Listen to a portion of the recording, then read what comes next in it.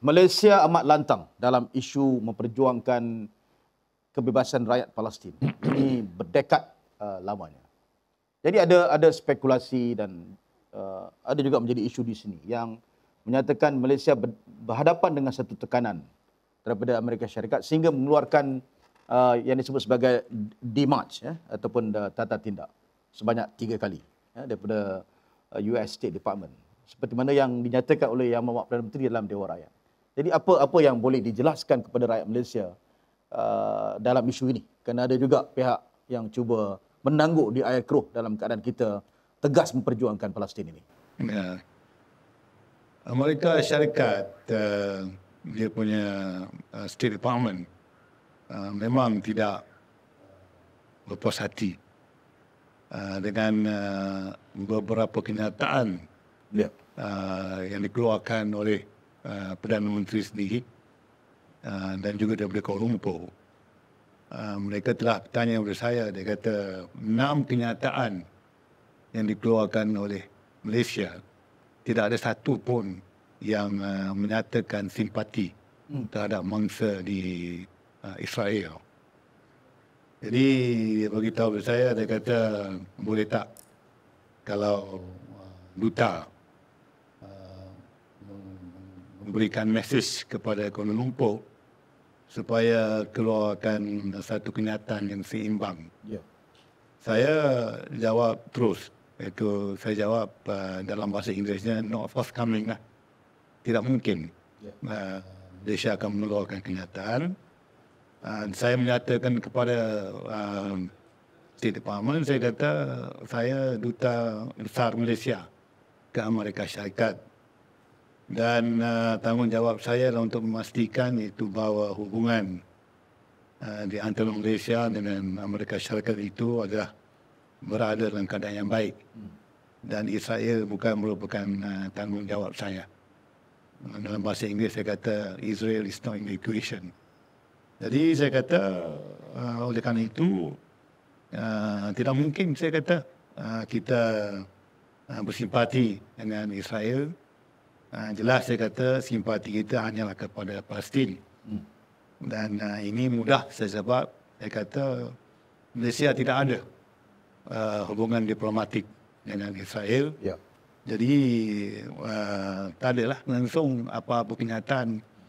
Saya kata saya tidak akan sampaikan mesej ini kepada Kuala Lumpur. Tapi jelas saya nampak mereka tidak berpuas hati. Tapi kita punya pendirian memang jelas. Dan kita pun beritahu dengan baik. Bukan kita kata kita marah dengan mereka. Kita cuma kata, no, it's not forthcoming. Dan our sympathy is with Palestine, not with Israel. Jadi mudah aja. Dan saya tak boleh kata apalah. Sebab saya juga mengingatkan kepada Amerika Syarikat, iaitu bahawa ini adalah demokrasi, free speech. Jadi sebagaimana kita mungkin tidak berpuas hati dengan unwavering support Amerika Syarikat kepada Israel, tapi kita tidak menyata apa-apa bangkangan terhadap pemerintahan mereka, maka saya kata mereka juga tidak sepatutnya bertanya kepada saya tentang kenyataan yang seimbang seharusnya datang daripada Malaysia. Memang tak boleh lah. Jadi habis itu sajalah. Tahniah, itu satu pendirian yang pada saya tegas tanpa ada dakwa-dakwi lagi. Kita menyatakan pendirian yang tegas, tidak ada hubungan dengan Israel.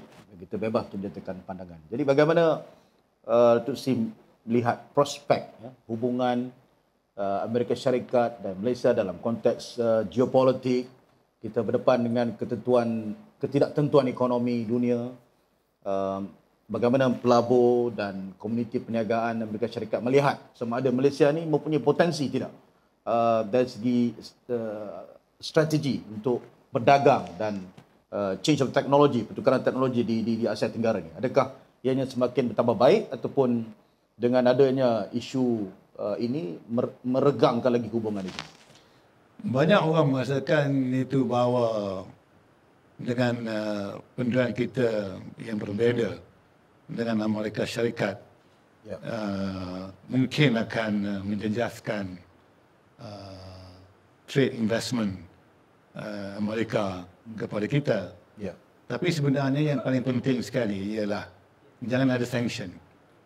Sekiranya kalau tidak ada sanction terhadap Malaysia, ya tidak sepatutnya mereka sanction pun. Kerana kita hanya menyatakan pendirian, dan pendirian setiap negara itu, kita negara berdaulat, mesti orang kata apa, dihormati.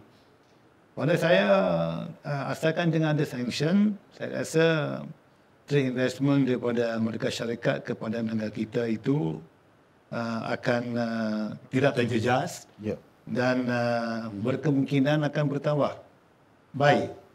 Sebab kita semua tahu itu bahawa Amerika Syarikat cukup prihatin berkenaan dengan kebangkitan China.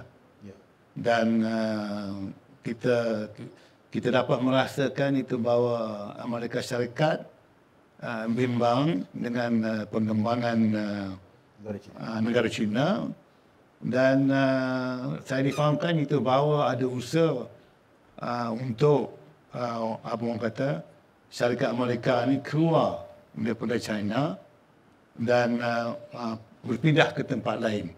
Inilah peluang yang baik yang kita boleh guna, kerana ibaratkan investment ini seperti semut dengan gula. Di mana ada gula, di situ ada semut akan pergi. Jadi Malaysia menjadi satu negara yang berpotensi tinggi untuk menerima orang kata apa, pemindahan syarikat Amerika Syarikat keluar daripada China.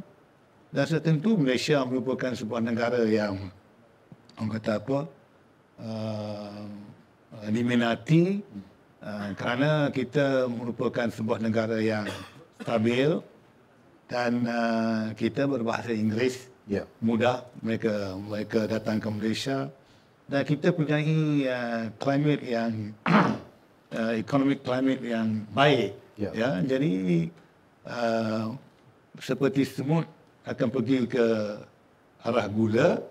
Saya rasa iaitu bahawa dengan saya sebut tadi pemindahan syarikat Amerika keluar daripada China, Malaysia merupakan satu tumpuan kepada syarikat-syarikat ini. Jadi pada saya tengok itu potensi Malaysia untuk menerima lebih banyak investment pelaburan daripada Amerika Syarikat itu memang ada, dan dianya akan bertambah. Baru-baru ini pun saya kembali daripada Amerika Syarikat, di mana syarikat ConocoPhillips dia telah mendapat award untuk